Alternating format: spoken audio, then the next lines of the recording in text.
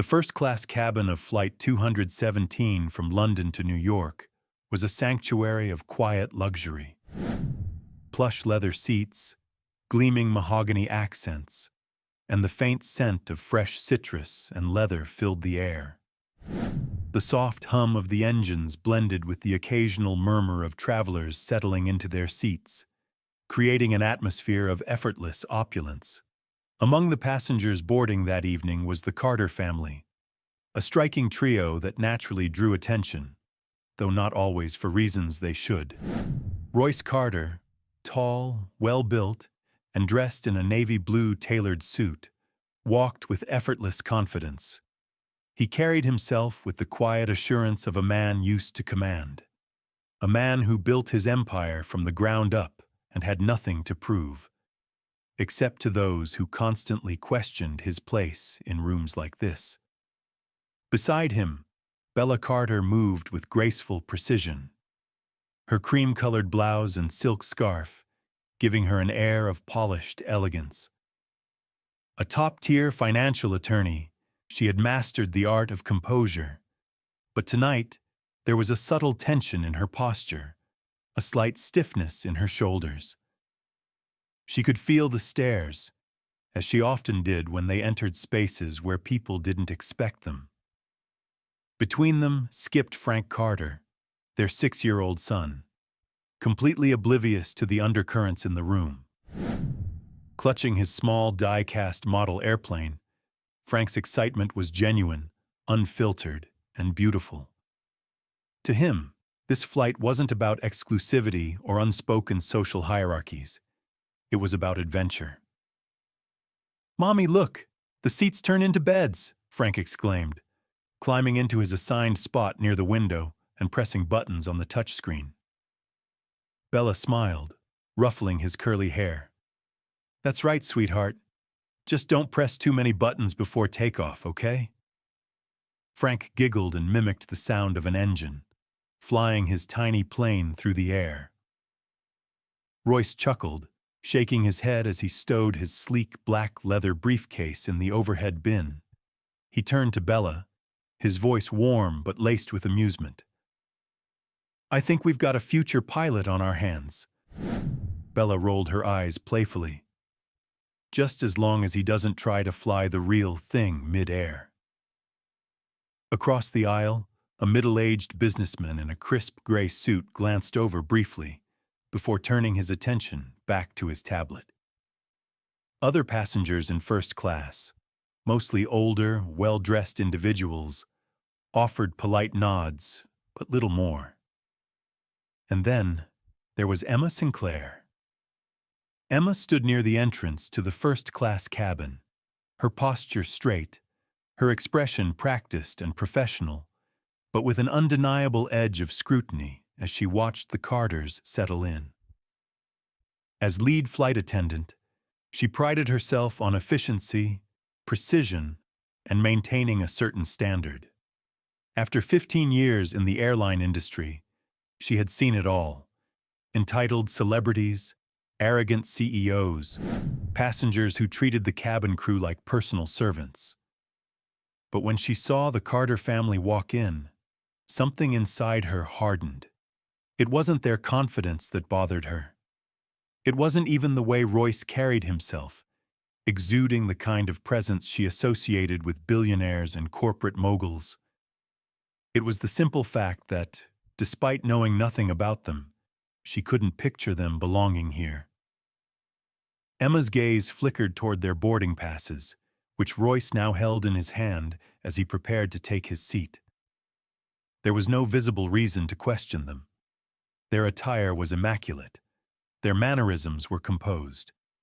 Yet a voice in the back of her mind whispered, "Something doesn't feel right." Brushing her blonde hair behind her ear, she straightened her navy blue uniform and approached with a carefully composed smile.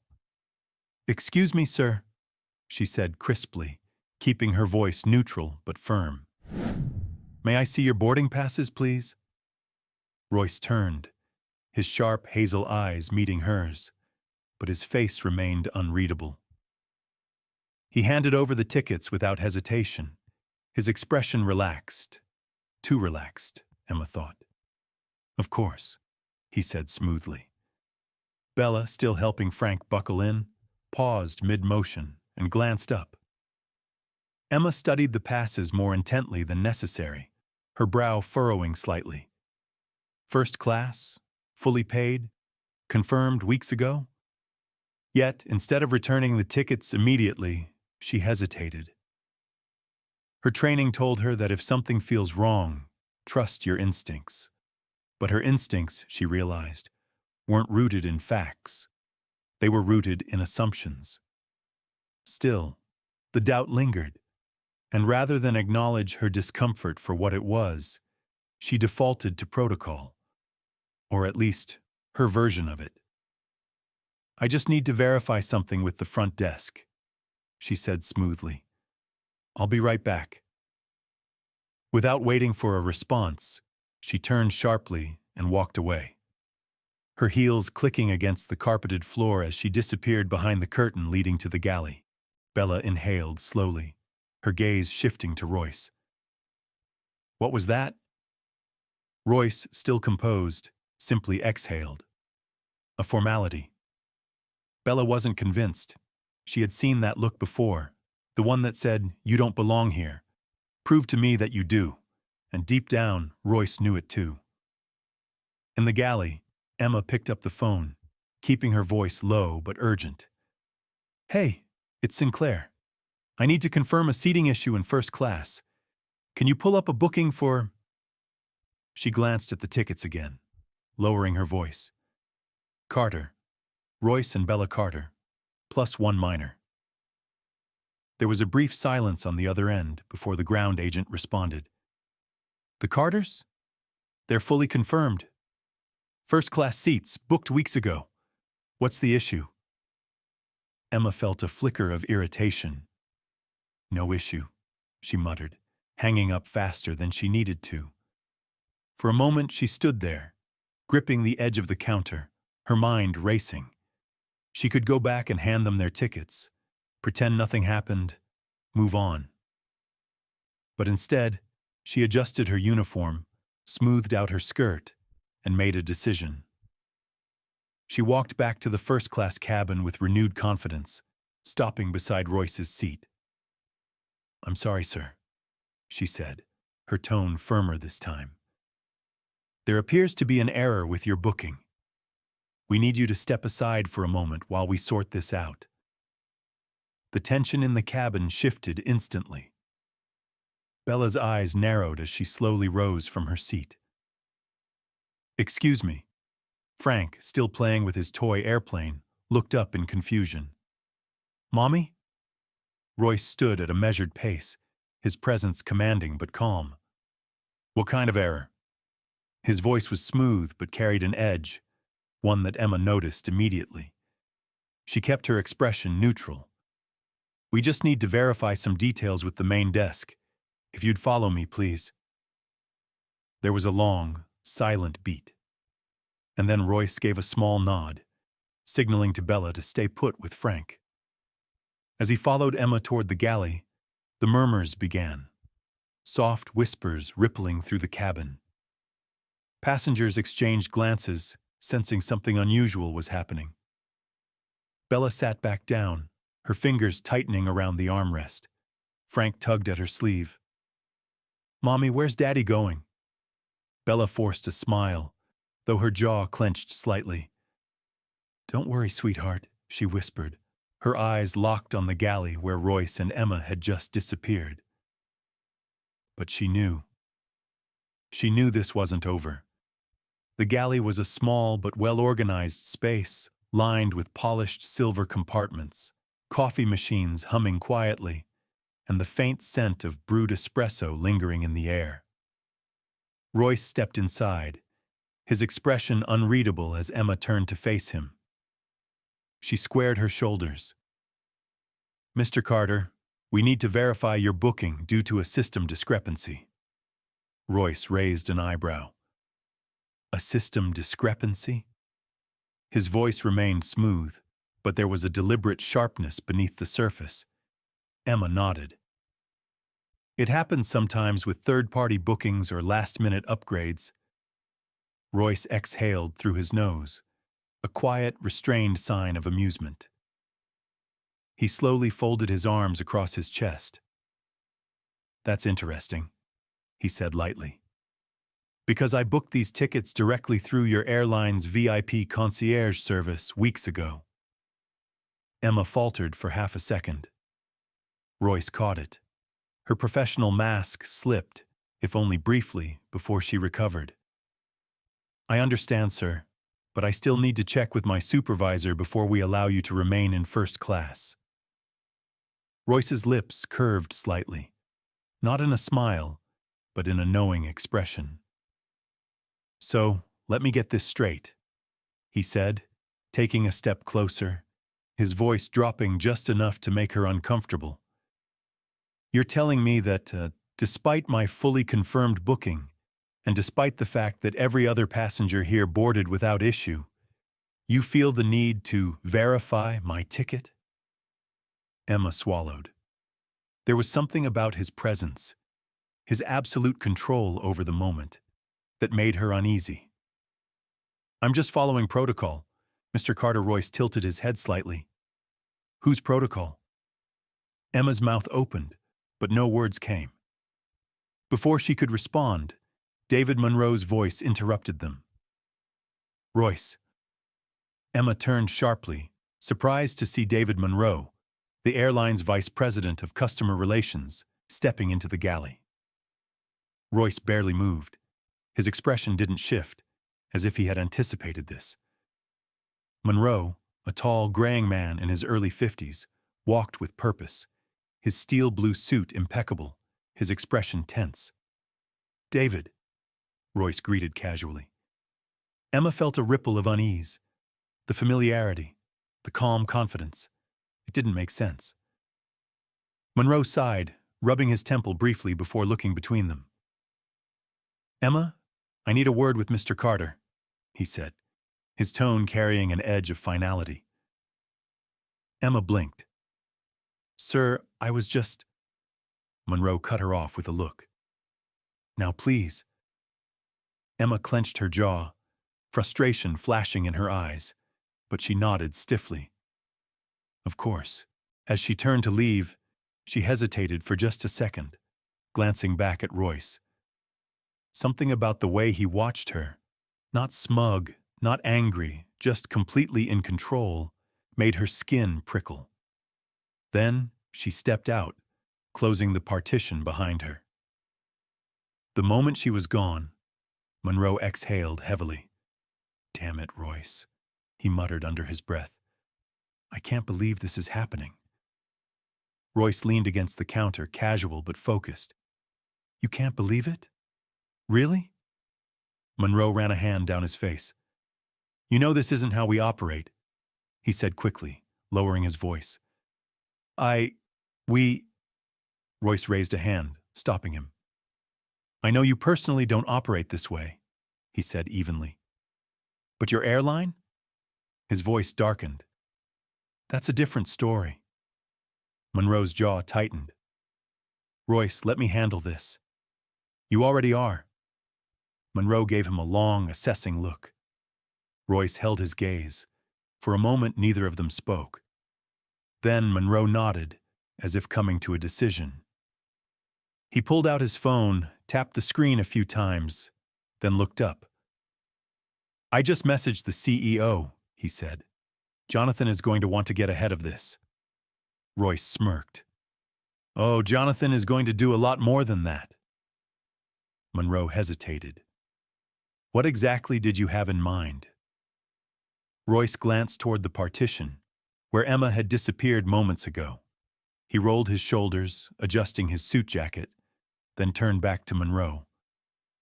"Let's just say, I want to see how far they're willing to go with this," he said smoothly.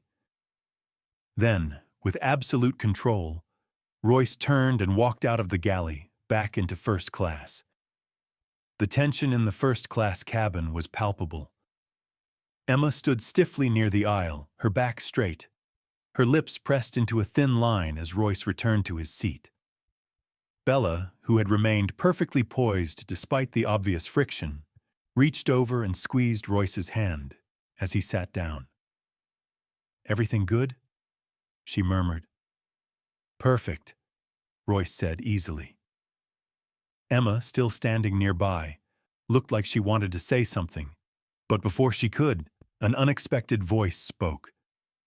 "This is ridiculous," a deep, gravelly voice rumbled. Everyone turned. Richard Coleman, the older businessman sitting 2 rows ahead, set his glass of whiskey down on his tray table and faced Emma. His piercing blue eyes locked onto her, his expression unreadable. "I've been sitting here this entire time," he said slowly, "watching this whole charade play out." Emma stiffened. "Sir, Coleman raised a hand, silencing her. "I watched as every other passenger walked in without an issue," he continued. "I watched as this family, who booked their seats just like the rest of us, was treated like they needed extra screening." He leaned forward slightly, his sharp gaze unwavering. "I also watched you, Miss Sinclair," he said. "I saw the moment you decided they didn't belong." Emma's face paled. Whispers spread through the cabin. Amanda Torres, the journalist, scribbled notes furiously on her notepad. Emma's throat tightened. "I was just doing your job," Coleman finished. His tone wasn't mocking, but it wasn't kind either. Emma opened her mouth but found nothing to say. Bella's fingers curled into her lap. Royce, however, remained utterly still. Coleman took a slow sip of his whiskey. Then, with a final pointed look at Emma, he turned back in his seat. The message was clear. Emma's face burned, but before she could say anything else, Monroe reappeared. "Miss Sinclair," he said, voice clipped, "I need to see you in the galley, now." Emma hesitated. Then, with one last glance at Royce, she turned and walked away. Bella exhaled, tension in her shoulders easing slightly. "That was unexpected," she murmured. Royce smirked. "Not really." Bella arched a brow. "You knew he'd say something?" Royce's eyes gleamed. "I knew someone would." Bella let out a soft chuckle. "You're impossible." Frank, who had been quietly watching everything, finally spoke up. "Mommy, why was that lady mad at Daddy?" Bella and Royce exchanged glances. Royce reached over, tousled his son's hair, and gave a gentle but firm response. "Some people don't always like to see others in places they think they don't belong," he said. Frank blinked. "But we do belong here." Royce smiled. "That's right." Bella's gaze softened, and as the plane prepared for takeoff, she leaned back in her seat, her hand still resting in Royce's. She knew this wasn't over, but something told her it was only just beginning. Emma's hands were clammy, her breath coming in short, controlled bursts as she stood inside the galley, facing David Monroe. The partition separating them from first class was closed, but she could still feel their eyes on her, the judgment, the scrutiny. The conversation with Richard Coleman, the way he had called her out in front of everyone, still echoed in her mind. She straightened her posture, gripping the edge of the counter behind her. She wouldn't let this get to her. Monroe's arms were crossed, his expression unreadable but firm. "Explain," he said, his voice low but carrying an unmistakable weight. Emma swallowed. "Sir, I was only following security protocol. I had reason to believe there was a booking discrepancy." Monroe stared at her for a beat too long, then sighed, rubbing his temple. "Emma." His tone had shifted, no longer sharp, but something worse. Disappointed. "The Carter family booked their seats weeks ago through our highest-tier VIP service," he said. "There was no discrepancy. You knew that before you took action." Emma's nails dug into her palm. "With all due respect, sir," she countered, her voice controlled. "I wasn't trying to cause a problem, but in my experience, sometimes—" "Sometimes what?" Monroe cut in, his voice dangerously calm. Emma clenched her jaw, knowing she had already stepped too far into dangerous territory. "This is a high-profile incident," Monroe continued. "Do you even realize who you just removed from their seat?" Emma blinked. "He's a businessman, isn't he?" Monroe gave a humorless chuckle, shaking his head. "A businessman. Try a billionaire investor who owns a significant stake in this airline." Emma's stomach dropped. Number that wasn't possible. She had assumed, no, she had been certain, that he was just another wealthy traveler, maybe an athlete or entertainer, someone who didn't normally frequent first class on their airline.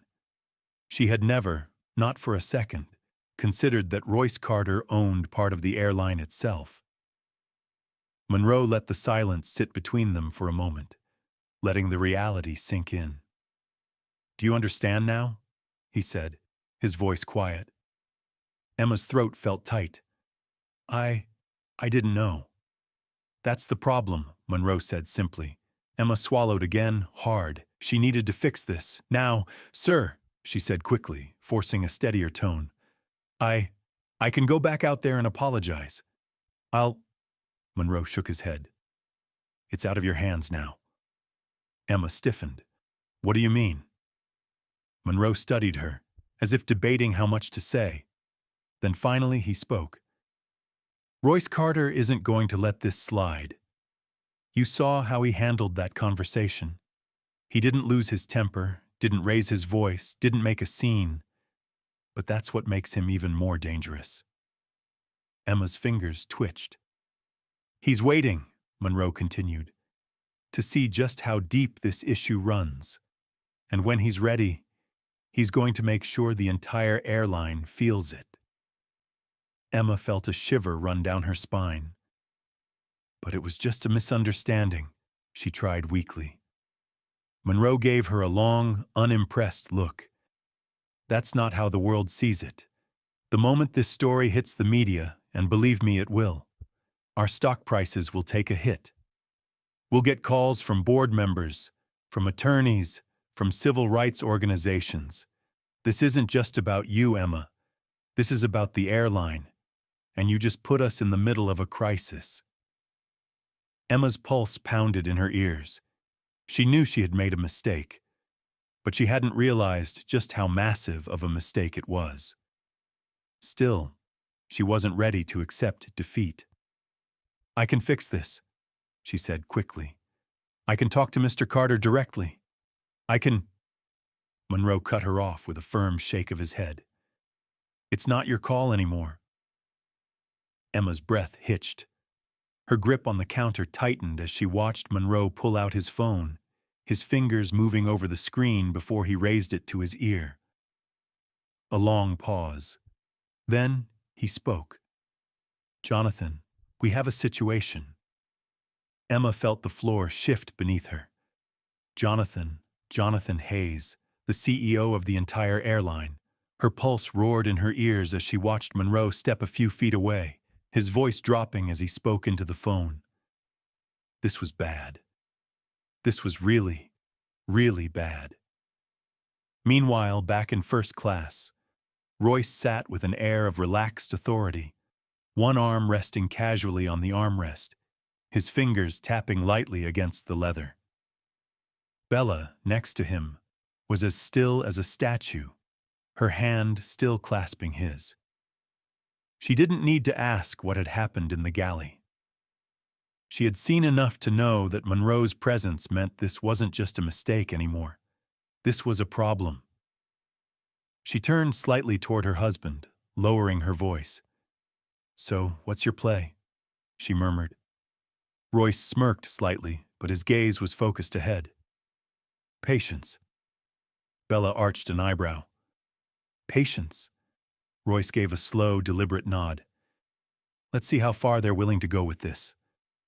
Bella leaned back, crossing one leg over the other. "Remind me never to piss you off," she said dryly. Royce chuckled.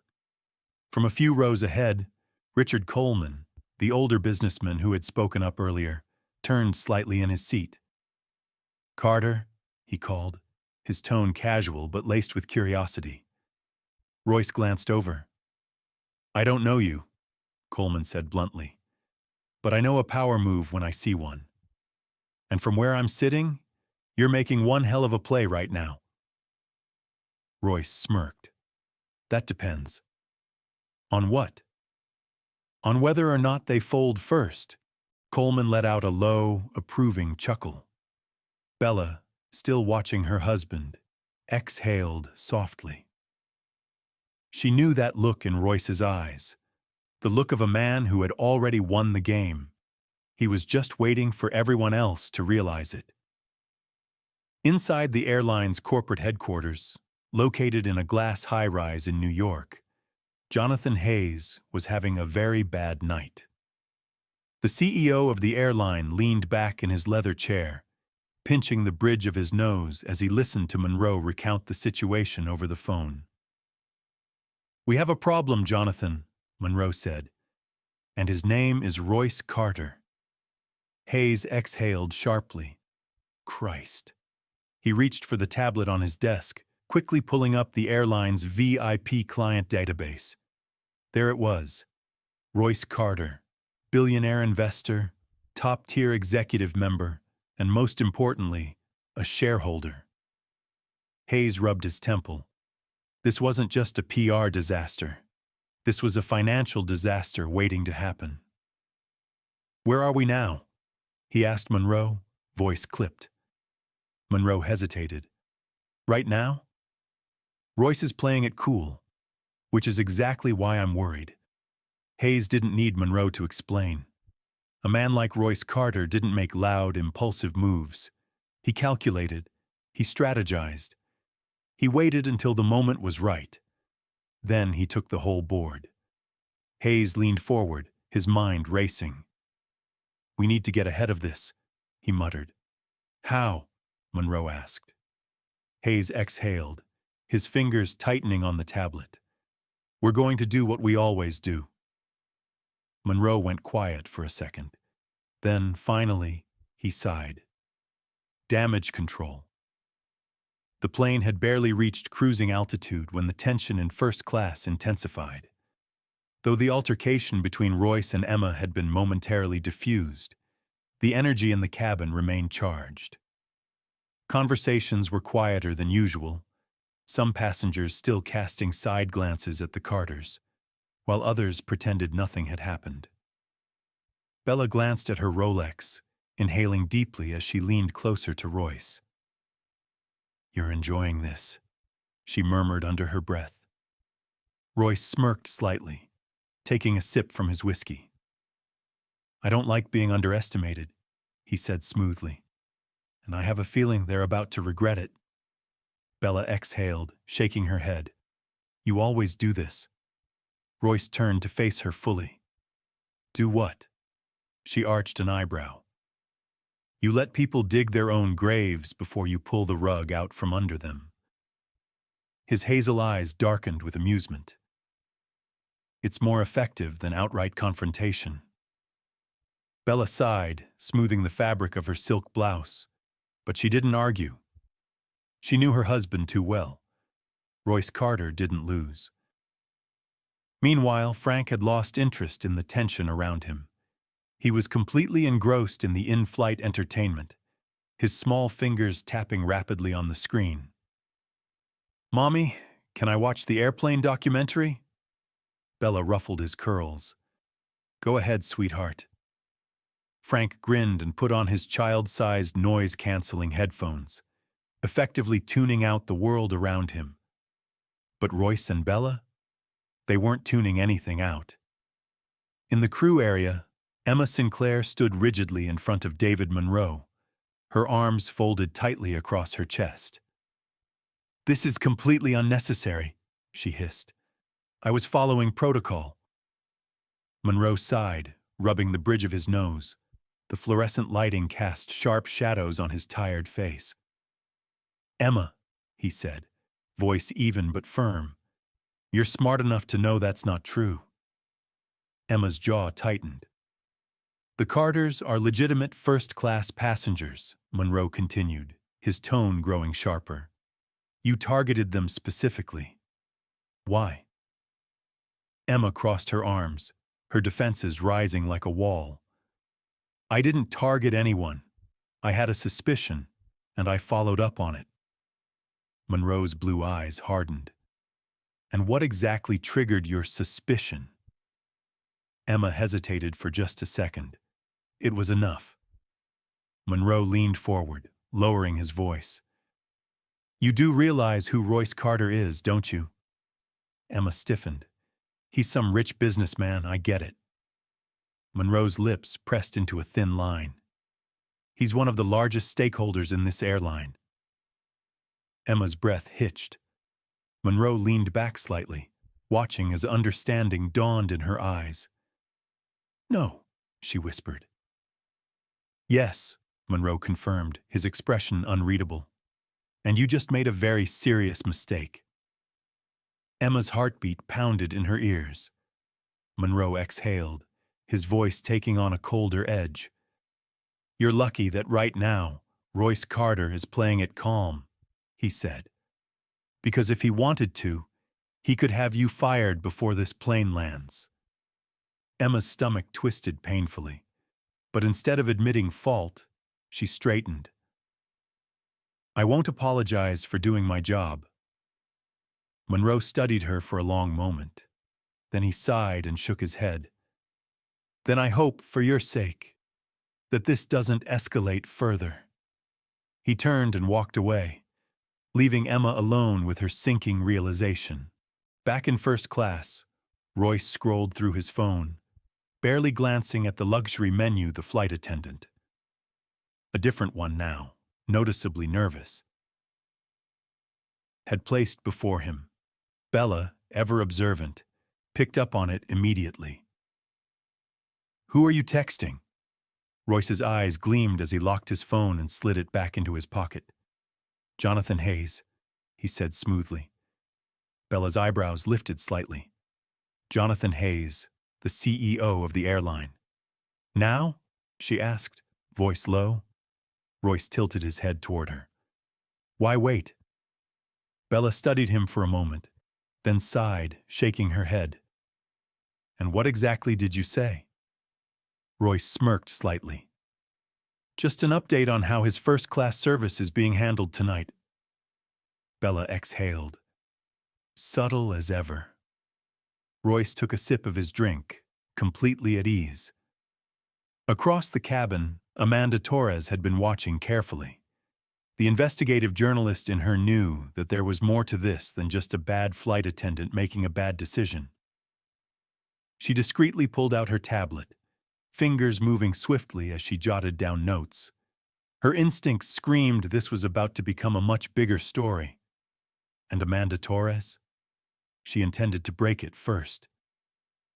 Meanwhile, in the airline's corporate office, Jonathan Hayes stood in front of his floor-to-ceiling windows, gripping his phone tightly as he read Royce Carter's message.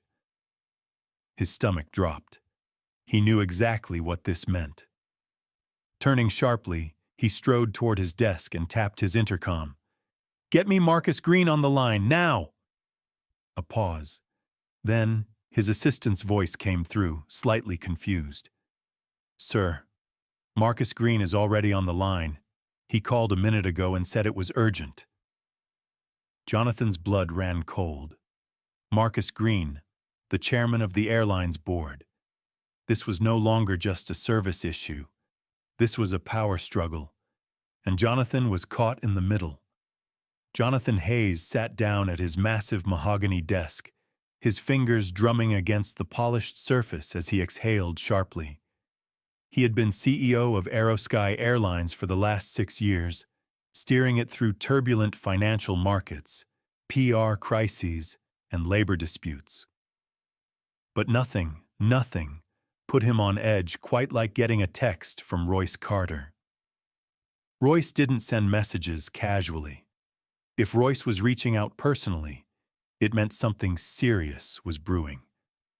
And if Marcus Green had called at the same time, it meant the entire board was about to get involved. The line clicked, and a deep, gravelly voice filled the speakerphone. "Jonathan." "Marcus," Jonathan greeted evenly, though his stomach coiled with tension. "I assume you've seen the issue on Flight 217, Marcus asked, his tone unreadable. Jonathan gritted his teeth. Marcus Green was old money, old school, and deeply resistant to change. As the chairman of the board, he had a very clear idea of who he believed belonged in Aerosky's first class, and who didn't. And if Jonathan wasn't careful, Marcus would make this a fight about traditional values rather than an actual mistake. "I'm aware of the situation," Jonathan said smoothly. "Royce Carter has concerns about the treatment of his family by one of our crew members." Marcus let out a low chuckle. "Oh, I'm sure he does." Jonathan's grip on his pen tightened. "I'll be handling it personally." Marcus cut him off. "I don't think we should jump to conclusions just because one of our passengers happens to have money and influence." Jonathan's jaw clenched. "This isn't just about money, Marcus," he said carefully. "It's about a flight attendant removing a confirmed first-class passenger from his seat. You and I both know this looks bad." Marcus's silence stretched. Then, in a casual but pointed tone, he said, "Tell me, Jonathan, are you really planning to let a single bad customer service moment dictate policy?" Jonathan froze. This wasn't just a boardroom conversation. Marcus was laying the groundwork to protect Emma, and in doing so he was sending a very clear message, not just to Jonathan, but to the entire executive team. This airline doesn't need to change. Jonathan inhaled slowly, then exhaled. "This isn't about policy," he said carefully. "This is about common sense." Marcus chuckled again, the sound dark and knowing. "Then I hope, for your sake, that common sense doesn't cost you your job." Click. The line went dead. Jonathan sat back in his chair, staring at the phone, the tension in his spine coiling tighter than ever. He had two choices: handle this quietly, make Emma apologize, and try to move past it. Let this escalate, push for internal reform, and go to war with the board. And Jonathan Hayes wasn't sure if he was ready for war. Back on Flight 217, Emma felt sick. She had spent 15 years working her way up in this airline, proving herself again and again. Now, because of a single mistake, everything was at risk. She stood alone in the crew quarters, her arms crossed tightly over her uniform. David Monroe had made it painfully clear. Royce Carter could have her fired before they landed. But instead of regret, something in her rebelled. Why should she have to apologize? She had been trained to trust her instincts. She had seen passengers fake first-class tickets before. She had seen people try to sneak into luxury they didn't belong in. So why was this different? Why was this being treated like some kind of disaster? Emma's hands curled into fists. Then, as she stood there, an idea slipped into her mind. If they were so certain Royce Carter belonged here, then why not let the system prove it? She could file a formal inquiry, an internal review of his status. It wouldn't stop him from getting his seat back, but it would slow him down. And maybe, just maybe, it would remind him that no one, no matter how rich, was untouchable. Emma exhaled sharply. She wasn't going down without a fight. Meanwhile, in first class, Royce was still relaxed, but Bella could see the calculation in his eyes. He had played too many corporate games to miss what was happening. "This is going to escalate," she murmured, reaching for her champagne. Royce smirked. "It already has." Bella exhaled. Jonathan Hayes won't want to make waves with the board. No, Royce agreed. But he's smart enough to know that if he doesn't handle this right, I will. Bella arched a brow. And what exactly is your plan? Royce leaned back in his seat, tapping his fingers lightly against his glass. I want to see what they do next, he said simply. Bella studied him for a moment. Then she smiled, shaking her head. You're dangerous, she whispered. Royce chuckled. So they keep telling me. In the cockpit, minutes later, Captain Thomas Langley was a man who didn't get involved in drama. He flew the plane, he followed protocol, and he stayed out of passenger disputes. But when David Monroe's voice came through the intercom, his gut told him this was not an ordinary situation. Captain, Monroe's voice was low and clipped. I need to speak with you about a sensitive issue regarding a first-class passenger. Langley sighed, already dreading this. I'm listening. Monroe hesitated, then said, I need you to be prepared in case a decision is made to remove a flight attendant from duty mid-flight. Langley blinked. You're kidding. No. Langley ran a hand down his face. This is about Carter, isn't it? Monroe didn't confirm or deny it, but Langley already knew. He glanced at his co-pilot, shaking his head. This flight just got a whole lot longer. Final moments before the storm. As the flight continued, tensions simmered beneath the surface. Emma, determined to protect herself, was about to make a decision that could backfire spectacularly. Jonathan Hayes, trapped between Royce and the board, had to choose his next move carefully. Marcus Green, old money and old power, was preparing to push back against change. Royce Carter? He was waiting, watching, and ready to strike. As Flight 217 soared through the night, no one realized they were heading straight into a turbulence far more dangerous than any storm outside.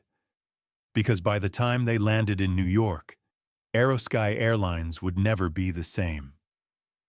The soft hum of the engines blanketed the tension in the first-class cabin, but everyone could feel it pulsing beneath the surface. Royce sat comfortably in his seat, appearing unfazed, but Bella knew better. She recognized the quiet calculation behind his eyes, the way his fingers rested lightly on his knee, a gesture that usually meant he was plotting his next move. Across the aisle, Amanda Torres had stopped pretending to watch her in-flight movie. Instead, she was scribbling notes on her tablet, her journalistic instincts screaming that this wasn't just a case of bad customer service. This was bigger. Emma Sinclair, still rattled from her conversation with Monroe, sat in the crew area, her mind racing through scenarios. She had tried to regain control of the situation, but it had spiraled far beyond anything she had expected. And worst of all, she could feel Royce Carter watching her. Corporate headquarters, Aerosky Airlines. Jonathan Hayes stood at the head of the executive conference room, his hands pressed flat against the sleek glass table as his top advisors sat tensely around him. In front of him, a large screen displayed a live feed of social media. Royce Carter's name was already trending. Aerosky discrimination had started picking up traction, boosted by Amanda Torres's cryptic tweet hinting at an explosive airline scandal. Jonathan's gut twisted. If this got out of control, Aerosky's reputation would take a massive hit. A younger executive, Noah Patel, head of PR, cleared his throat. Sir, we should get ahead of this with a preemptive statement. Marcus Green, sitting at the far end of the table, let out a low scoff. A statement? His voice was dripping with disdain. We're not apologizing every time a wealthy customer has a bad flight experience. Jonathan's jaw tightened. This isn't just a bad experience, Marcus. One of our lead flight attendants removed a first-class passenger from his seat without cause. Marcus leaned back in his chair, his piercing blue eyes calm but dangerous. I've read the preliminary reports. The flight attendant was following her training.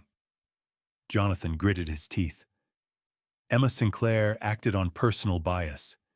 She escalated the situation instead of diffusing it.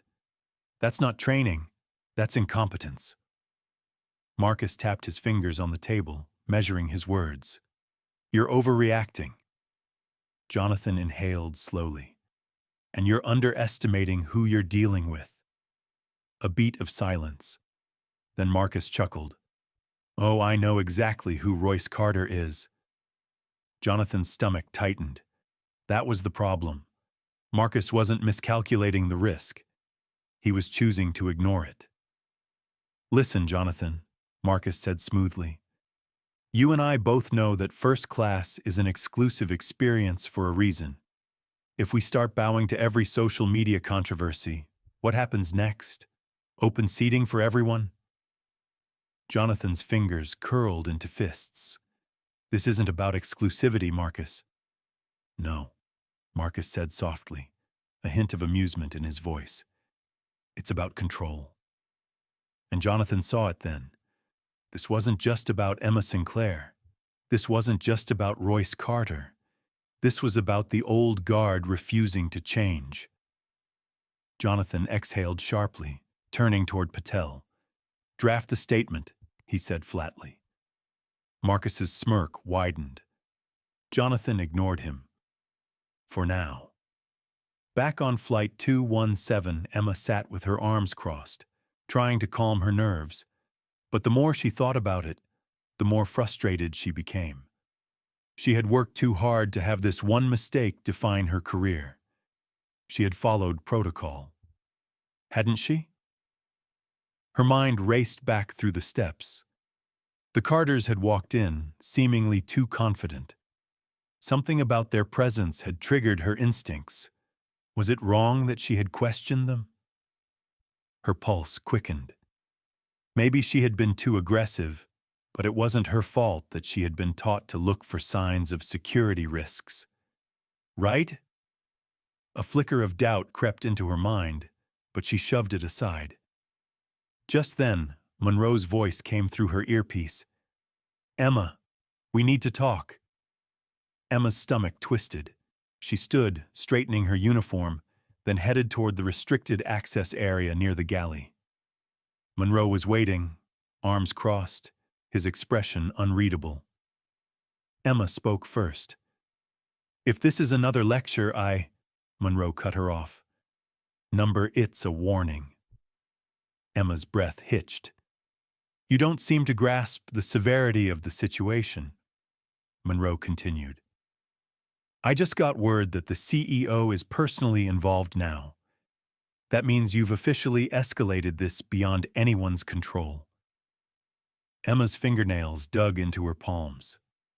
I was just doing my job. Monroe exhaled sharply, looking at her like she was missing something fundamental.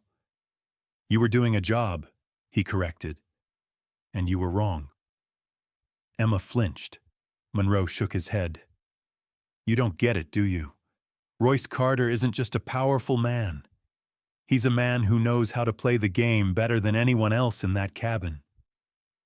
Emma swallowed hard. Monroe sighed.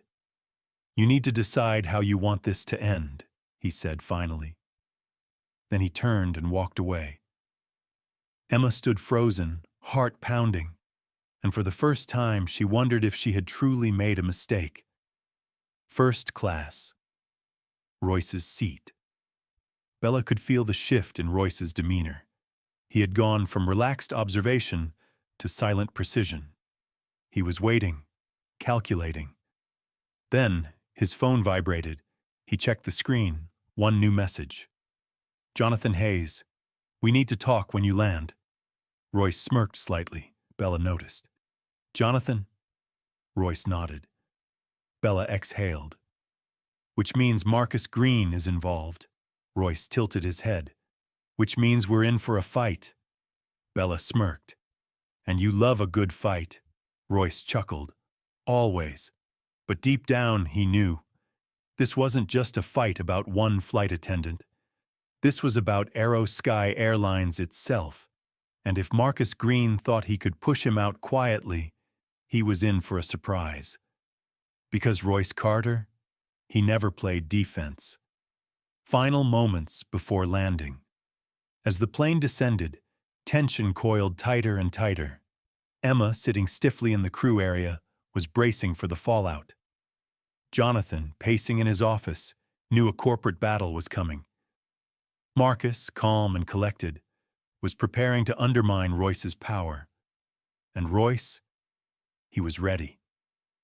As the wheels touched down in New York, one thing was clear. This was no longer about a flight. This was about power, and Royce was about to take it back. The soft thud of the landing gear meeting the tarmac sent a ripple of anticipation through the passengers of Flight 217. As the plane taxied toward the gate, Royce leaned back in his seat, his fingers lightly tapping against his knee. A gesture Bella knew all too well. He was anticipating the next move. Beside him, Bella took out her phone, quickly scrolling through her news feed. The hashtag #Sky discrimination was picking up traction fast, and Amanda Torres's tweet from mid-flight had already been picked up by several journalists. She turned to Royce. "The press is watching." Royce smirked, his hazel eyes gleaming with quiet amusement. "Good." Bella studied him, then sighed, shaking her head with a mix of exasperation and admiration. "You're impossible," Royce chuckled. "Efficient." Bella's lips twitched. "Dangerous." Royce took her hand, pressing a quick kiss against her fingers. For them, maybe. Emma's last stand. Emma Sinclair's stomach twisted into a tight knot as she stood near the crew exit, watching the first-class passengers gather their belongings. David Monroe had been clear. This wasn't over. And Royce Carter. He had barely lifted a finger, yet somehow she knew he had already won. Emma inhaled sharply, willing herself to stay composed. She had to fix this, somehow. She spotted Monroe approaching from the galley, his expression unreadable. "Monroe," she started, keeping her voice low. "There's still a way to control this narrative. If we—" Monroe cut her off with a sharp look. "You still don't get it."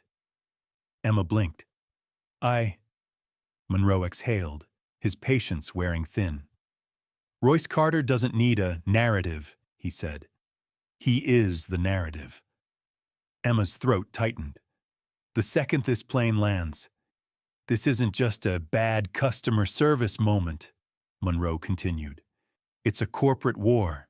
You're just the opening act." Emma's fingers curled into fists. "But I was following—" "Protocol?"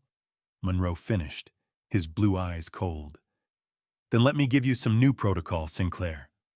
He took a step closer. "You're off this flight. Effective immediately." Emma's breath hitched. "Excuse me?" Monroe exhaled. "Corporate is handling this now." Emma felt like the floor had dropped out from under her.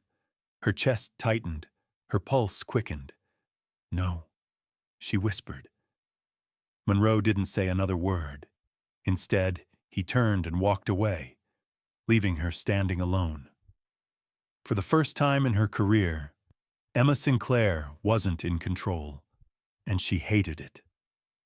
Arrival and fallout. As Royce and Bella stepped off the plane, the first thing they saw was the line of airline executives waiting at the gate.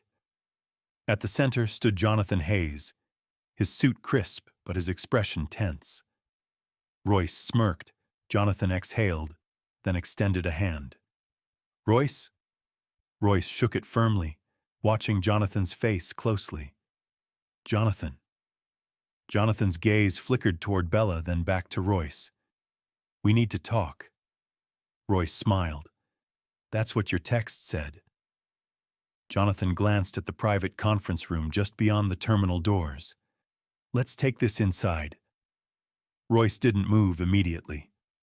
Instead, he scanned the area, noticing the small group of reporters lingering nearby, pretending to check their phones. He glanced at Bella. Give me a minute? Bella's expression was calm, collected, and completely unreadable. I'll take Frank to the car. Royce nodded. Bella leaned in, pressing a quick kiss against his cheek, before whispering just loud enough for only him to hear. Finish this. Royce's smirk widened, then he turned toward Jonathan. Lead the way. The war room. The private conference room was modern, sleek, and soundproofed for high-level discussions. Jonathan closed the door behind them, then turned sharply. Before we start, Royce raised a hand. Save the speech. Jonathan exhaled. Royce took a seat at the conference table, completely at ease. Tell me, Jonathan, he said smoothly. How does Aerosky plan to handle the fact that one of its biggest shareholders was targeted by its own staff? Jonathan's jaw tightened. I'm handling it. Royce arched an eyebrow.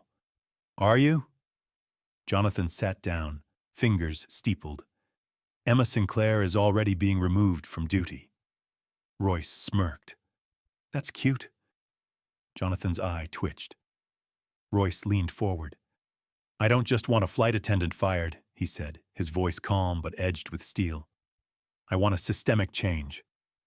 Jonathan inhaled sharply. Royce. No. Royce's voice was low, firm, and final. You have a culture problem, he said. And it starts at the top.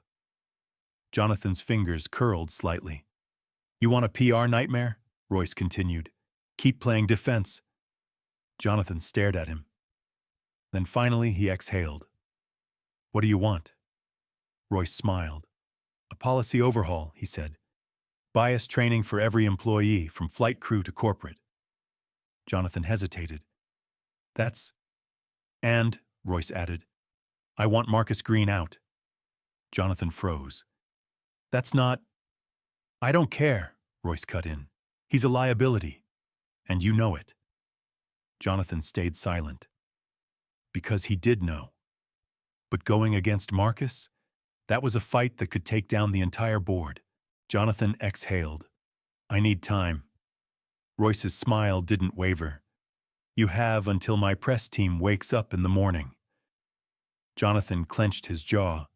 Then he nodded, and just like that, the battle lines were drawn.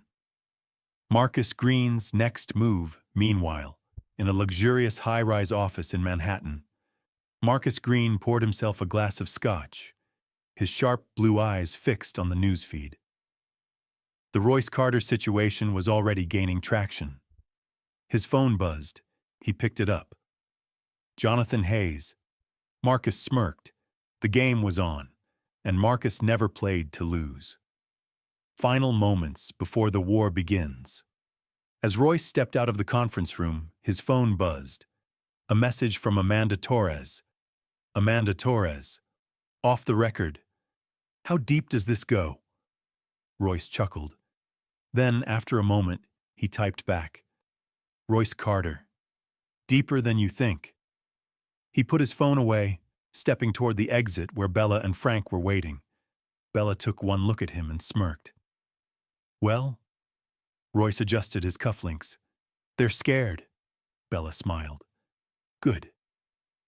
And as they walked toward their car, Royce knew one thing for certain. This wasn't over. It was just getting started. The crisp morning air of New York was thick with the scent of brewing coffee and the faint buzz of city life awakening. But inside the headquarters of Aerosky Airlines, the atmosphere was anything but calm. Jonathan Hayes sat in his glass-walled office, eyes fixed on the massive news screen mounted on the far wall. Every major network was already running variations of the same story. Billionaire Royce Carter targeted on Flight 217.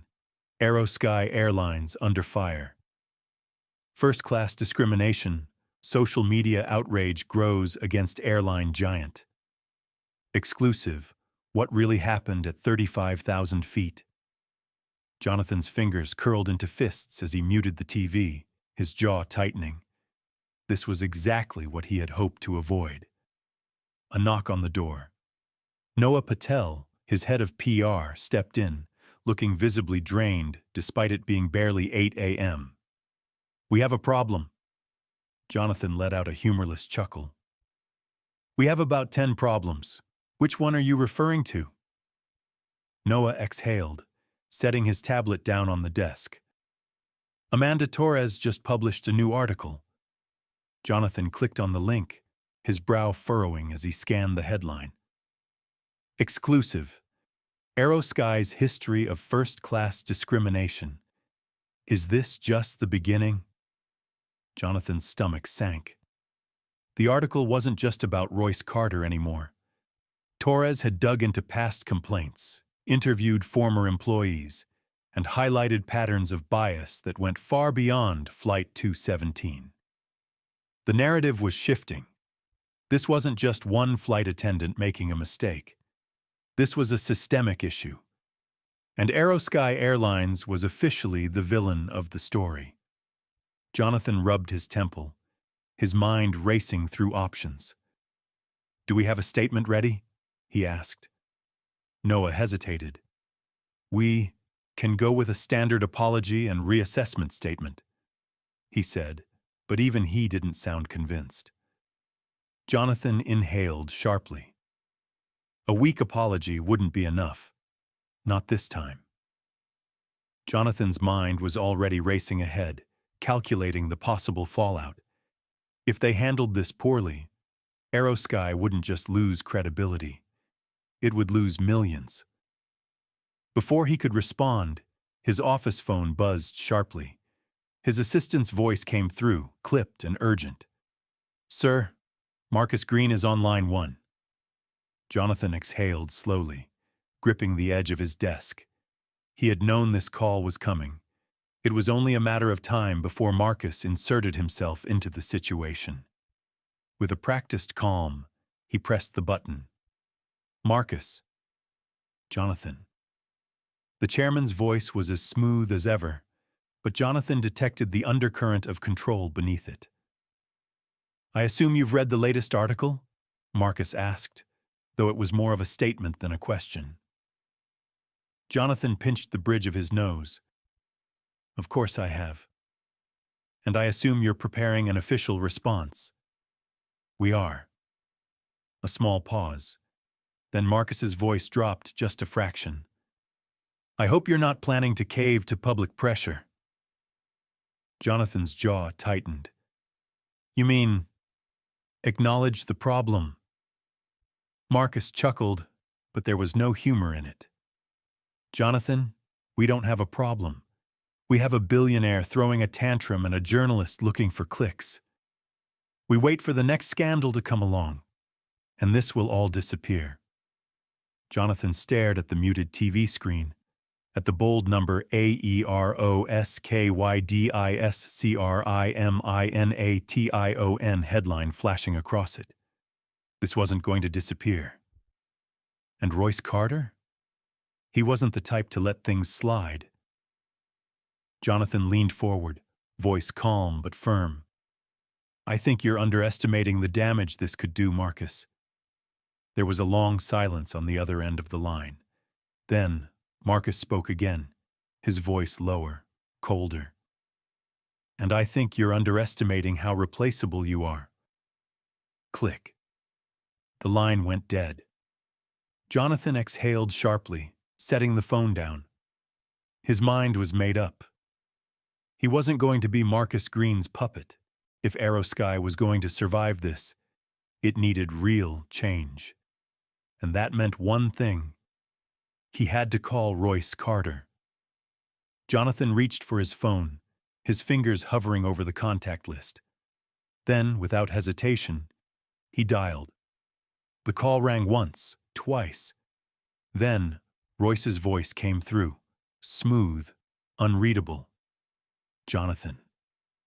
Jonathan took a breath, then said the words that would change everything. "We need to talk."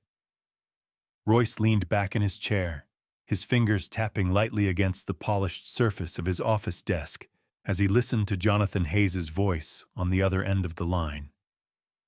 There was a slight hesitation in the CEO's tone, something Royce recognized immediately.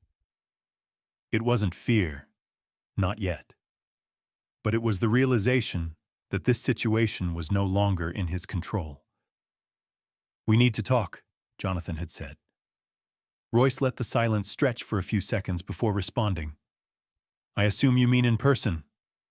Jonathan exhaled. "Yes. My office? Today." Royce smiled faintly. "You sound eager." "I don't have time for games," Jonathan replied, his frustration barely concealed. "I need to know what you want, Royce." Royce glanced at his watch, the gold reflecting the morning light. He already knew exactly what he wanted. And Jonathan? He had just walked straight into it. "I'll be there in an hour," Royce said smoothly. Then he hung up. Across the room, Bella sat on the armrest of a leather chair watching him carefully. "You're making him sweat," she mused. Royce chuckled, standing and adjusting his cufflinks. "He should be sweating." Bella tilted her head. "And Marcus?" Royce's smile faded slightly. "Marcus Green isn't sweating yet," he admitted. "But he will be." Bella's lips curved slightly. "Then I hope Jonathan knows what he's getting into." Royce grabbed his suit jacket, sliding it on effortlessly. "Oh," he murmured, a sharp glint in his eyes. "He's about to find out." Jonathan Hayes stood by the floor-to-ceiling windows of his office, watching the city skyline as he waited. The tension in his shoulders hadn't eased since his call with Royce Carter earlier that morning. He knew Royce would come prepared. He knew this meeting would determine whether Aerosky Airlines could recover or be torn apart from the inside. The knock on the door came exactly an hour later. Jonathan turned. His assistant poked her head in, looking slightly nervous. "Mr. Carter is here." Jonathan exhaled slowly, then nodded. "Send him in." The door opened fully, and Royce stepped inside, calm, collected, and completely at ease. His sharp navy blue suit was perfectly tailored, his posture unshaken by the chaos surrounding Aerosky. Jonathan gestured to the chair across from his desk, but Royce didn't sit. Instead, he took a slow look around the office, eyes flickering over the modern decor, the sleek glass desk, the framed photos of past Aerosky milestones.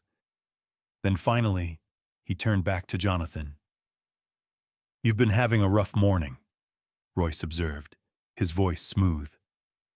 Jonathan folded his arms. "That depends on how this conversation goes." Royce smirked, but there was no humor in it. "Oh, Jonathan," he murmured, stepping closer. "This conversation isn't going to determine if you have a bad day." Jonathan frowned slightly. "Then what is it going to determine?" Royce's hazel eyes locked onto him, and for the first time Jonathan felt a cold realization settle in. This wasn't just about Flight 217 anymore. This was about who was really in control. Royce took a seat, finally, leaning back as he studied the CEO. "Let's talk about the future of Aerosky," he said, voice like steel wrapped in silk. Jonathan clenched his jaw. He had a feeling this wasn't going to be a negotiation. It was going to be a takeover. Jonathan Hayes sat across from Royce Carter, his pulse steady, but his mind racing. The morning light filtered through the glass windows of his office, but the tension in the room made it feel colder than usual. Royce, ever the strategist, was completely at ease, his fingers tapping lightly against the armrest of his chair. Jonathan exhaled, steeling himself. "All right," he said finally. "Let's talk about the future of Aerosky." Royce smiled slightly. Glad to hear you're ready to have that conversation. Jonathan leaned forward. I know what you're trying to do, Royce. Royce arched a brow. Do you? You want to push Marcus Green out, Jonathan continued. You're not just here for an apology or policy changes. You want control. Royce didn't deny it. Instead, he leaned forward slightly. What I want, he said, voice smooth as glass, is to ensure that what happened on Flight 217 never happens again. Jonathan held his gaze. Which means? Royce's smile didn't reach his eyes. Which means, he said, calmly but firmly, that we clean house.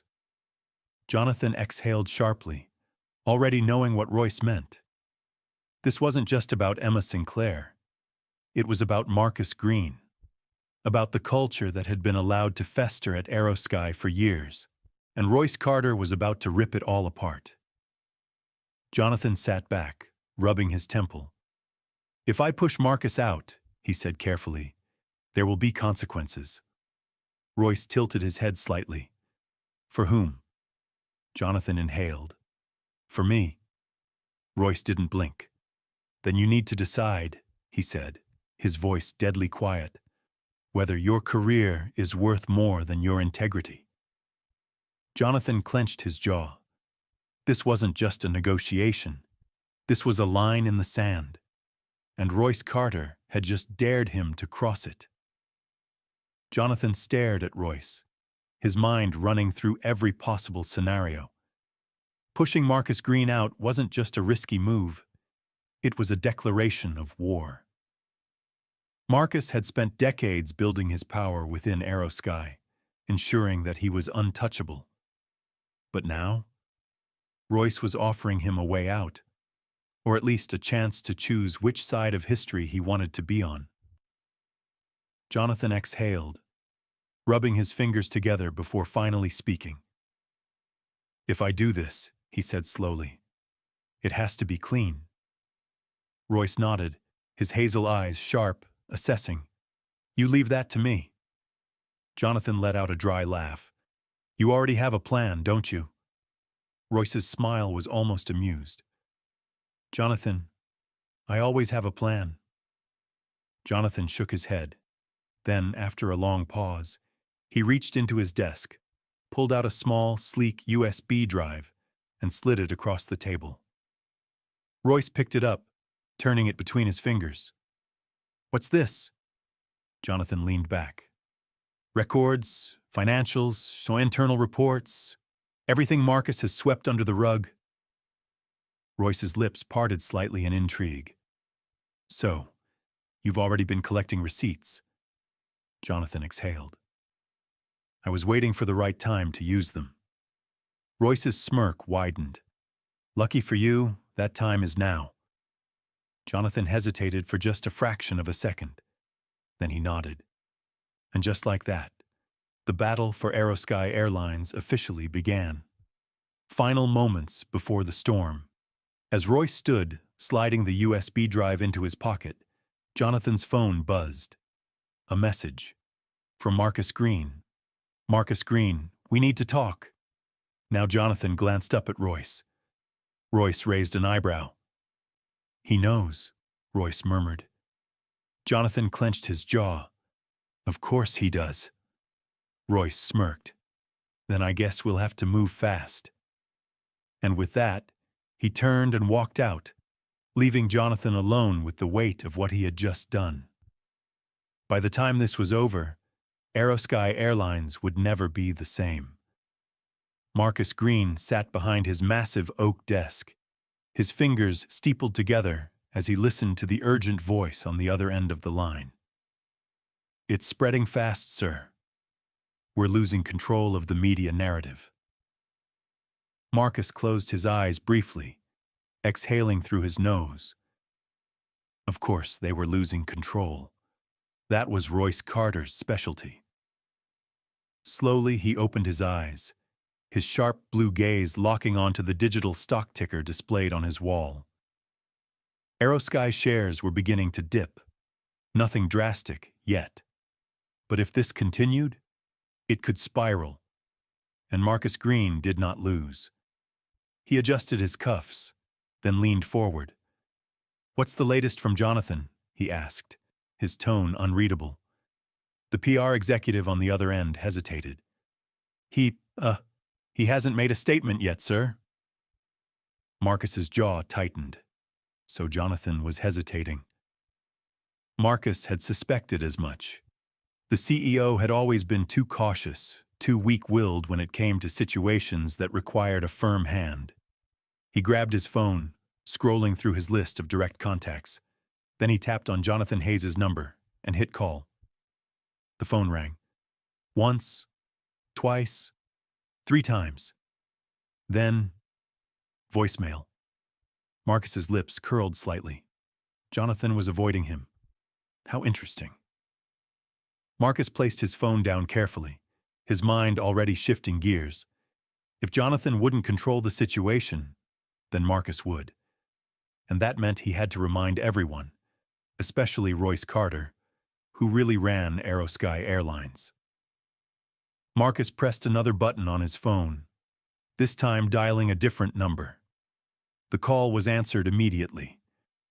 "Sir?" Marcus leaned back in his chair, his fingers tapping against the desk. "I want a full audit on Royce Carter's stake in this company," he said smoothly.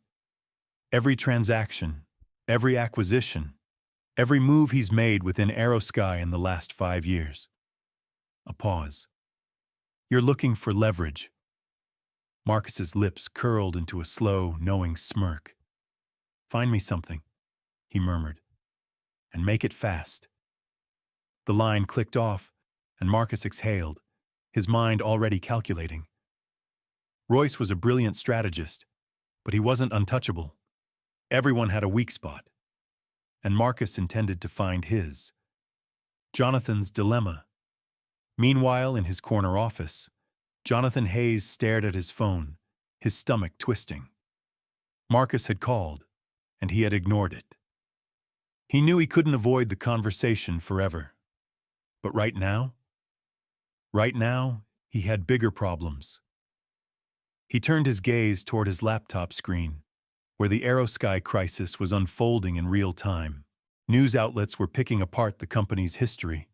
Social media was still trending with the scandal. And Royce Carter? He was silent. And that was the most dangerous part. Jonathan had seen this before. Royce wasn't the kind of man who rushed into the fight. No, he let his opponents make mistakes first. Jonathan swallowed hard. If he didn't act soon, he wouldn't just be CEO of a failing airline. He'd be a CEO without a job. With a shaky breath, he reached for his phone, and finally, called Royce Carter. The next move. Across the city, Royce sat in a private lounge, sipping his espresso when his phone buzzed. He checked the caller ID, Jonathan Hayes. A slow smirk spread across his face. Showtime. He picked up. "Jonathan," he said smoothly. "Took you long enough?" Jonathan exhaled sharply on the other end. "We need to talk. Now." Royce's smile deepened. "I was just about to say the same thing." Royce arrived at Aerosky's corporate headquarters precisely at noon, stepping out of his sleek black Bentley with the same effortless confidence that had made him one of the most formidable names in business. Dressed in a sharp charcoal suit, his presence alone turned heads as he strode through the glass lobby, completely unfazed by the tense energy that seemed to pulse through the building. People whispered as he passed. He wasn't just a billionaire investor anymore. He was the man who had put Aerosky Airlines on the defensive. By the time he reached Jonathan Hayes' office, the tension in the air had thickened. Jonathan was already standing by the window, hands clasped behind his back, staring out at the city skyline as Royce entered. "Carter." Royce smirked as he closed the door behind him. "Hayes." Jonathan turned, his expression tired but resolved. "You've made quite the mess," he said. Royce chuckled, casually taking a seat across from Jonathan's desk. I'd argue that I simply shined a light on a mess that was already there. Jonathan sighed, rubbing his temple. Aerosky is hemorrhaging money. Stock is dropping. Marcus is looking for a way to bury you. Royce leaned back in his chair, completely unfazed. Let him try. Jonathan's jaw tightened. You're enjoying this. Royce gave him a slow, knowing smile. No, Jonathan. I just know how this game is played. Jonathan exhaled sharply. All right, he said, voice low. Tell me what you want. Royce's eyes darkened with intent, and then, with absolute clarity, he laid out his demands. Royce adjusted his cufflinks, his expression unreadable as he spoke. I want Marcus Green out. Jonathan's jaw tightened, but he didn't look surprised. Royce continued, his voice smooth but unwavering. The culture of this airline is broken. He's the architect of that problem. He's been in power for too long, controlling policies that keep certain passengers in their place, while protecting his own interests. Jonathan let out a slow breath, rubbing his fingers together in thought. You know what you're asking for isn't simple, he said. Marcus controls a large portion of the board. He has allies. If I try to remove him, he'll fight back. Royce smirked. I'm counting on it. Jonathan studied him carefully. And if I refuse? Royce chuckled, shaking his head. Oh, Jonathan, he murmured. If you refuse, then this gets much messier. Jonathan felt a chill crawl down his spine. He had spent years navigating corporate wars, but Royce Carter wasn't like the others. He didn't threaten. He promised. Jonathan exhaled, his voice quieter. You already have a plan, don't you? Royce leaned forward, his hazel eyes sharp as a blade. I always do. Jonathan hesitated for just a moment. Then finally he nodded. Royce extended a hand. Jonathan stared at it for a beat, then shook it. And just like that, the war for Aerosky Airlines officially began. Meanwhile, Marcus Green's next move across the city, Marcus Green sat in his penthouse office, sipping a glass of aged whiskey as he reviewed the confidential file in his hands. A smirk played on his lips. He had been expecting Royce to come after him. But what Royce didn't realize? Marcus had his own weapons. He turned to his assistant, his expression calculating. Leak it. The assistant hesitated. Are you sure, sir? Marcus's eyes gleamed. Royce Carter thinks he's untouchable. He leaned back in his chair, his smirk deepening. Let's remind him that no one is. The war has begun. By the time Royce left Aerosky's headquarters, his phone buzzed with an incoming alert. A breaking news headline flashed across his screen. His smirk vanished. Leaked documents raise questions about Royce Carter's business dealings. Is the billionaire as clean as he seems? Bella's call came through immediately. Royce, she said, voice tense. We have a problem. Royce stared at the screen. Then he let out a slow breath, his expression turning to pure steel. No, he murmured. We have a fight. Royce Carter stared at his phone, the breaking news headline burning into his vision. Leaked documents raise questions about Royce Carter's business dealings. Is the billionaire as clean as he seems? The article was spreading like wildfire, filling news feeds, flashing across TV screens, and dominating social media discussions. Royce's jaw tightened, his fingers gripping the edges of his phone. This wasn't a random leak. This was Marcus Green's counterattack. A slow exhale left his lips, controlled and measured. He had expected pushback, but Marcus had moved faster than anticipated. Bella's voice came through the phone, sharp and focused. Royce, I just finished reading the article. And? It's bad, she admitted. They're twisting numbers, bringing up old deals from years ago, making them sound suspicious, even the ones that were cleared by regulators. Royce ran a hand over his face. Classic corporate warfare. They don't need proof, Bella continued. They just need doubt. Royce's smirk was humorless. Marcus wasn't trying to destroy him outright. Not yet. He was trying to weaken him, to make the board question him, to make the public second-guess his credibility. Royce looked out the tinted windows of his car, the cityscape flashing past as he headed toward his private office. "All right," he murmured, his mind already shifting gears. "Let's remind Marcus why this was a bad idea." Bella's voice softened, knowing that tone all too well. "You're going after him." Royce's lips curled into a dangerous smirk. "I'm going to bury him."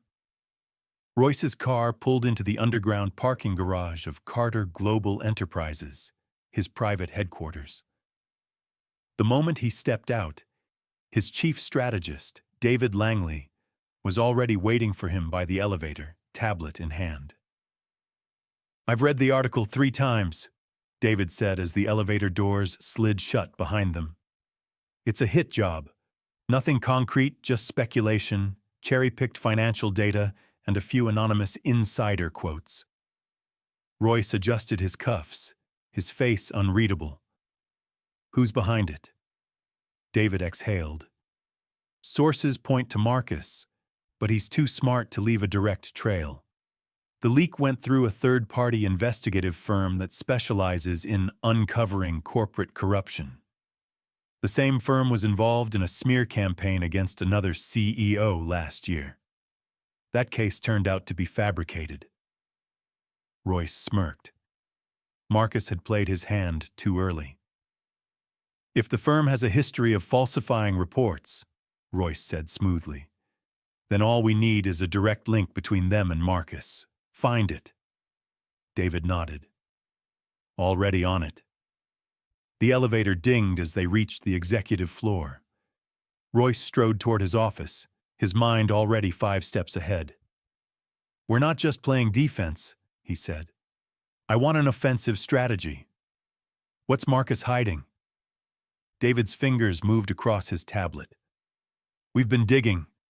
Marcus has been involved in some shady backdoor dealings, especially with Aerosky's procurement contracts. He's got suppliers that are grossly overcharging the airline, money that's likely getting funneled back to him." Royce's smirk widened. "There's my leverage." David hesitated. "It's not solid yet. We need more." Royce sat down behind his desk, tapping his fingers against the glass surface. "Then let's speed things up." He picked up his phone and dialed. After 2 rings, Amanda Torres answered.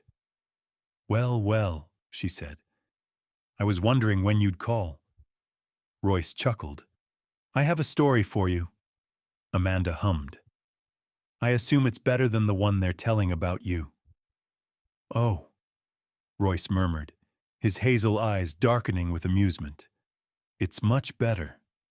The first shot fired.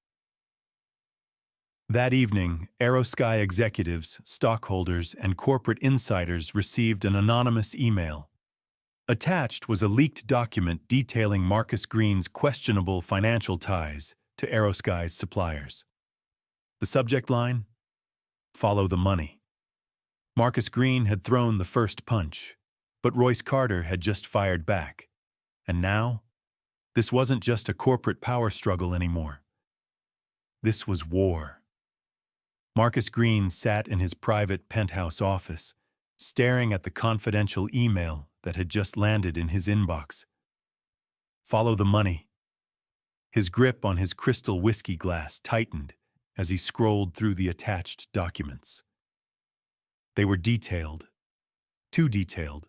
Procurement contracts, internal memos, payment trails leading to offshore accounts linked to his associates. It was a direct attack. And only one man had the resources and the audacity to do this. Royce Carter. Marcus inhaled sharply, setting his glass down with a soft clink. His phone buzzed. Jonathan Hayes. Marcus answered without hesitation. "Tell me you're not behind this." A heavy sigh came from the other end. "No, Marcus, I'm not." Marcus exhaled through his nose, his anger barely contained. "Then it's Carter." Jonathan hesitated. "He's making his move." Marcus leaned back in his chair, his mind calculating. Royce wasn't just playing defense anymore. He was coming for the throne. Marcus's voice dropped. "I want every contact we have. Lobbyists, board members, press connections. Ready to counter this. We bury Royce before he buries us." Jonathan sighed. "Marcus, maybe it's time we—" Marcus's jaw clenched. "Don't finish that sentence." Silence. Then Jonathan said, soft but firm, "If we keep playing dirty, this will end badly for everyone." Marcus's fingers tightened around his phone. "You're either with me or you're not." Another pause. Then Jonathan muttered, "We'll talk at the board meeting." The call ended, leaving Marcus alone with his rage. Royce had drawn blood. Now Marcus was going to make him regret it. Royce's next move. Across the city, Royce Carter stood in his private office watching the city skyline through the tinted glass. His phone sat on the desk, screen lit with incoming messages from his legal team, investors, and board members. The anonymous email exposing Marcus Green's financial misdeeds had done exactly what he wanted. It sent shockwaves through Aerosky's leadership. Marcus would be scrambling. Royce smirked, taking a slow sip of espresso. His plan wasn't about destroying Marcus overnight. It was about forcing him into mistakes. David Langley, his chief strategist, stepped inside, closing the door behind him. "We've confirmed Marcus is already trying to control the damage," David said. "He's calling in favors from his media contacts, pushing the narrative that this is a corporate smear campaign." Royce chuckled, setting his cup down. "Let him spin," he said. "He's trying to put out a fire while standing in gasoline." David hesitated. "There's something else."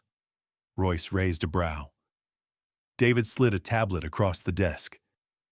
"Marcus just called for an emergency board meeting." Royce's smirk faded slightly. Marcus wasn't just playing defense. He was moving to secure his position before the board turned against him.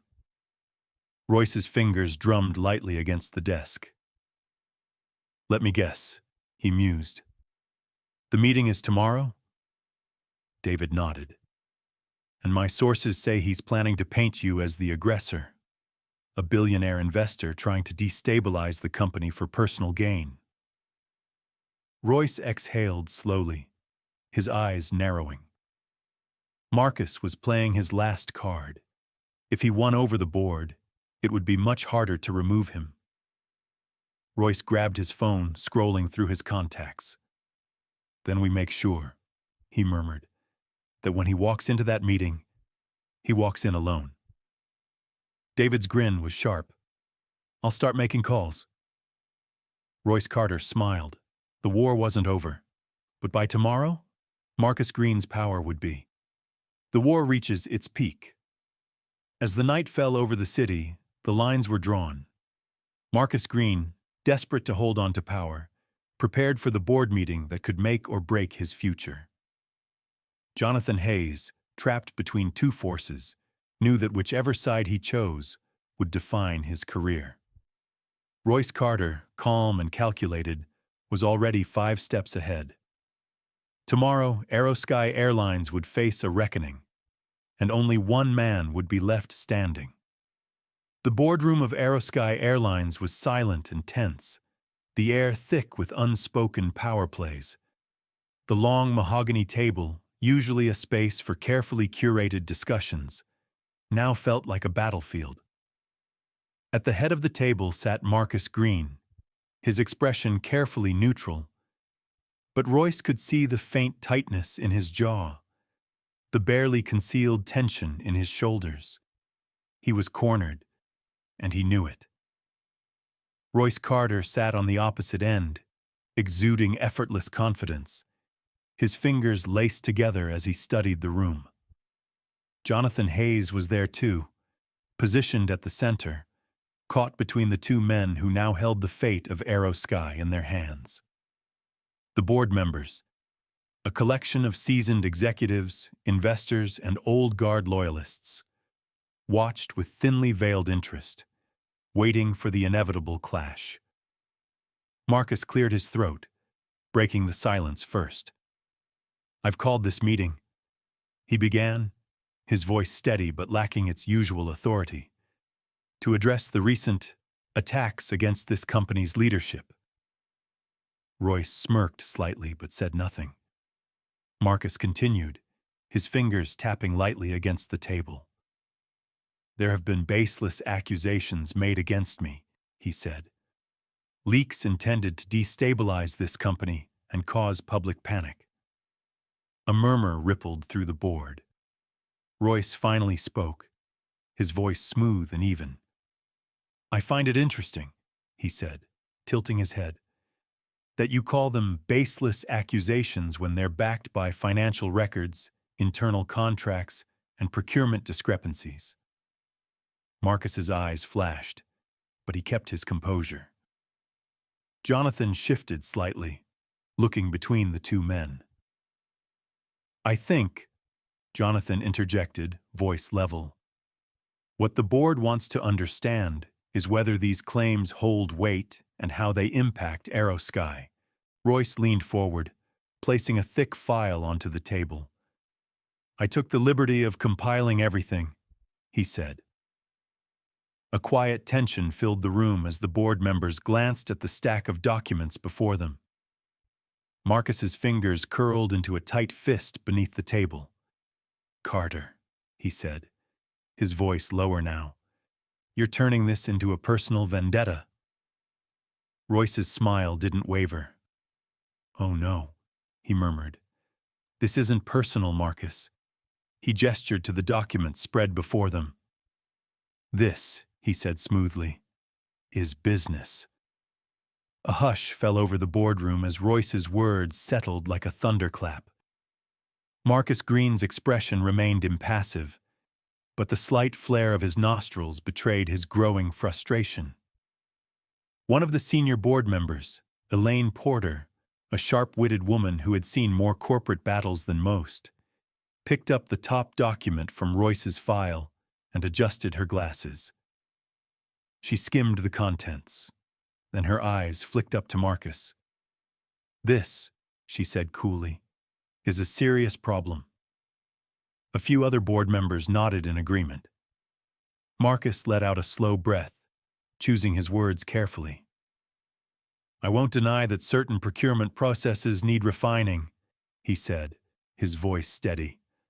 "But this is an attempt to discredit me, a calculated maneuver to what?" Royce cut in, leaning back. "To hold you accountable?"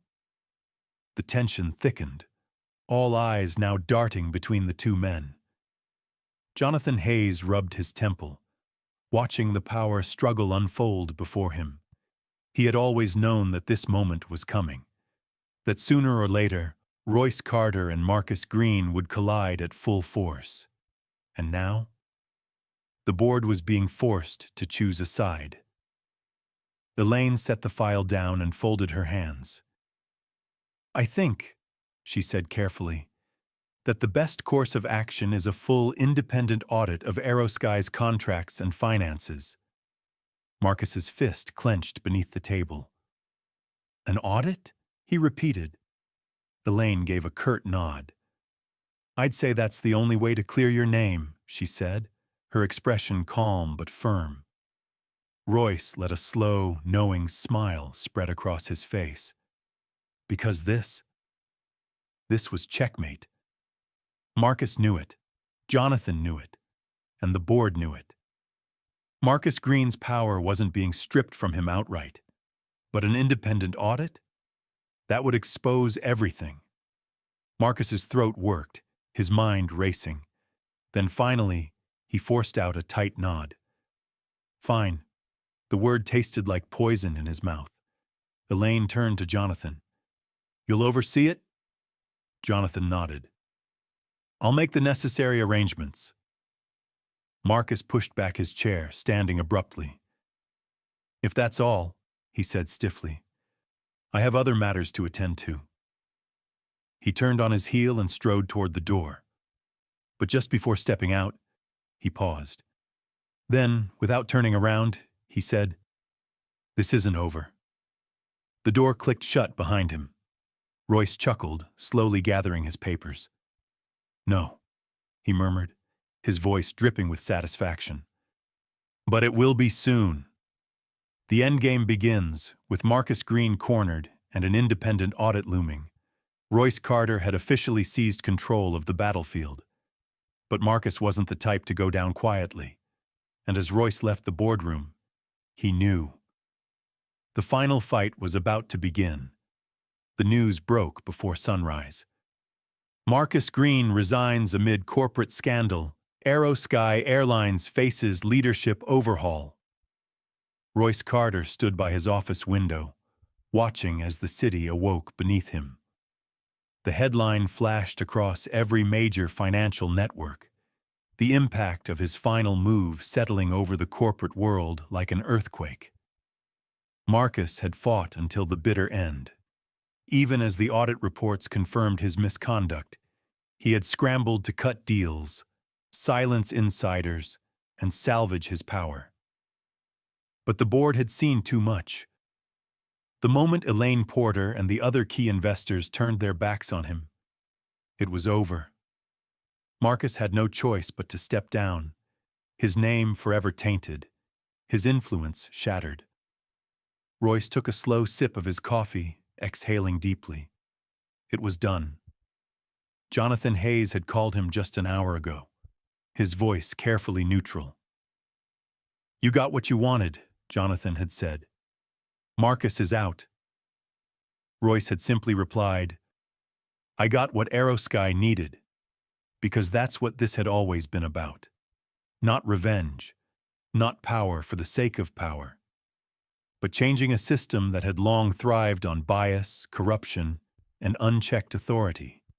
And now, the real work would begin. Royce set his coffee down, turning away from the window as Bella stepped into his office. She was already dressed for the day. Her posture relaxed, but her eyes sharp as she scanned the headlines on her phone. Marcus is already spinning a narrative, she murmured, claiming he stepped down voluntarily to protect Aerosky's future. Royce smirked. Let him. His legacy is in ruins, and he knows it. Bella set her phone down and crossed her arms. So what now? Royce exhaled, rubbing the back of his neck. Now, we rebuild. Aerosky Airlines had been damaged but not beyond repair. With Marcus gone, there was room to restructure leadership, enforce new policies, and ensure what happened to his family on Flight 217 never happened to anyone else. It would take time. It would take effort. But Royce had never been afraid of hard work. Just then, his phone buzzed. A message from Jonathan Hayes. The board wants you to take an official seat. The airline needs direction, and they trust you to provide it. Let's talk. Bella glanced at the screen. Royce chuckled, shaking his head. They really don't know when they've lost, do they? Bella smirked. You're not taking the seat? Royce tilted his head. I never wanted to run an airline. Then his smile softened. But I will make sure it flies in the right direction. Bella reached for his hand, giving it a squeeze. Then let's get to work. And as the morning sun cast golden light over the city, Royce Carter stepped forward. Not as a man seeking power, but as a man ensuring real change had finally arrived.